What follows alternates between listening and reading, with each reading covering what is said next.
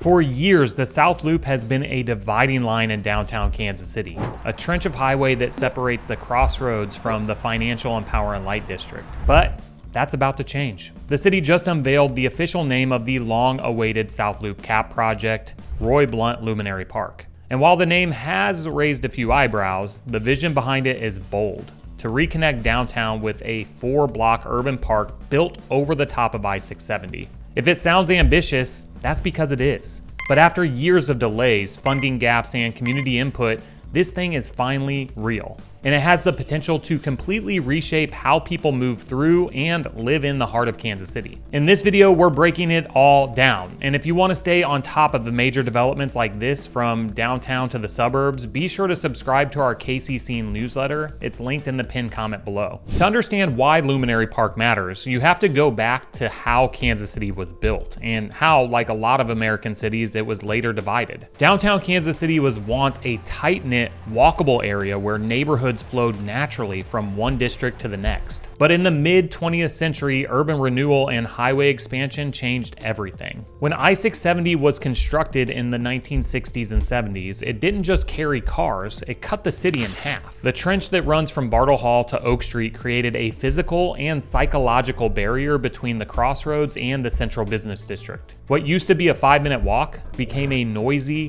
dangerous overpass. Foot traffic vanished, streets dead-ended, and some of KC's most promising blocks were suddenly boxed in by concrete. It wasn't just bad urban planning, it drained the energy out of downtown. Because when you can't walk from one district to another, you don't stay. You drive in, you drive out, you don't explore, you don't linger, you don't build community. For years, people talked about fixing it. But like so many big urban ideas, the South Loop Cap stayed stuck in the planning phase until now. For decades, the South Loop Cap was a dream sitting on a shelf. It had been proposed, studied, shelved, and recycled, but nothing ever stuck. So what changed? A few things. First, Kansas City's downtown renaissance, from the Power and Light District to the streetcar expansion, started generating real foot traffic and investment. That momentum helped leaders realize that connecting these districts was just as important as building them up individually. Second, the success of similar projects in other cities, like Clyde Warren Park in Dallas, proved this wasn't just beautification effort. Capping a highway could be a game changer for urban livability, property values, tourism, and business development. And finally, a coalition of local, state, and federal leaders came together to actually fund it. The total price tag?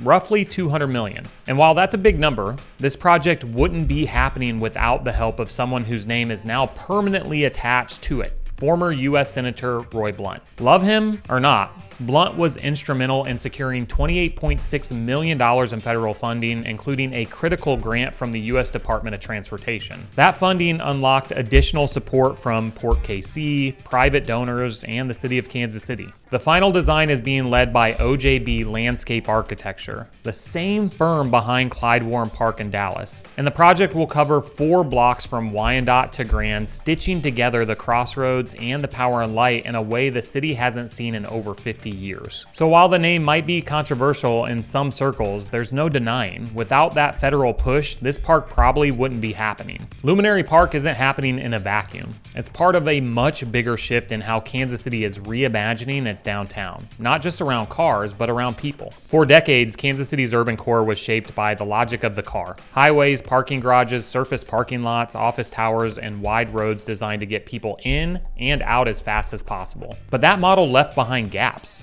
Blocks that felt dead after 5 p.m., crumbling infrastructure, and disconnected neighborhoods. Now we're watching a reversal of that trend. Call it a downtown renaissance, or maybe just a long overdue course correction. Coalitions like Urban Lab KC and North Loop Neighbors are pushing to make downtown more walkable, more livable, and more connected. We've seen bold ideas emerge, like pedestrian-only corridors, mixed-use districts, and plans to reintegrate neighborhoods long divided by freeways and surface parking. And the numbers back it up. Downtown Kansas City has converted more than 40 buildings into housing over the past 2 decades, making it the fastest growing neighborhood in the region, with over 32,000 residents now calling it home. In the mix, developers like Moser Development that are restoring iconic structures like the Aladdin Hotel, transforming them into apartments with rooftop bars and ground level activation. Projects like Barney Alice Plaza, the streetcar expansion, and new residential high-rises are helping to fuel a downtown that works not just during business hours, but all the time. And that's where Luminary Park really fits. It's not just capping a freeway, it's connecting the dots between everything else that's happening in this downtown resurgence. Let's talk about what this park will actually include. And yeah, let's address the skepticism head on. Because I've seen the comments, everything from this is just going to turn into a homeless encampment. Fix the potholes first. Can KC really take care of something like this? And listen, I get it. People in the city have every right to be cautious. We've all seen projects that look great on paper only to stall out or fade away. But this one is different, not just because of the funding or the momentum, but because there's a clear blueprint. The design is being led by OJB Landscape Architecture, the same firm behind Clyde Warren Park in Dallas, one of the most successful freeway cap parks in the country. They also designed the Gene Lehigh Mall in Omaha, which isn't a highway cap, but is a great example of downtown green space that helped bring people, business, and energy back into the city core. I took my family there recently, and it is incredible. These projects work not because they're flashy, but because they're purpose-built to serve the community. They're walkable, event-ready, well-lit, and maintained. And they've shown that when you give people a reason to show up, they do. Here in KC, Luminary Park will stretch 4 blocks over I-670 from Wyandotte to Grand, transforming what's currently a noisy trench into a high-impact public space. We're talking lawns, shaded seating areas, walking paths, trees, and built-in infrastructure for events and gatherings. Not just a patch of grass, a connector, a place to linger. And yes, there are questions about long-term upkeep, safety, and how unhoused residents may use the space. That's true of any urban park. But those concerns are already part of the conversation, and this team has the experience to design for them. They've done it before. This isn't some experimental idea. It's been done in other cities and it's worked. And now Kansas City gets its shot. So when is this all actually happening? That's the question a lot of people are still asking, me being one of them. And to be fair, it's one worth asking. Because this isn't the first time Kansas City has announced something big. And the South Loop Cap, now Luminary Park, has already been through multiple rounds of delays, funding gaps, and changing timelines. Originally, construction was expected to begin in 2024. That's been pushed back several times. Now, city officials are saying work could begin in 2025, with the full build out likely taking 2 to 3 years. And like any major public project, that timeline comes with a big asterisk. Weather, budgets, and politics could all push things further along. At the same time, a lot of the groundwork has already been laid. Environmental and engineering studies are done. The design team is locked in.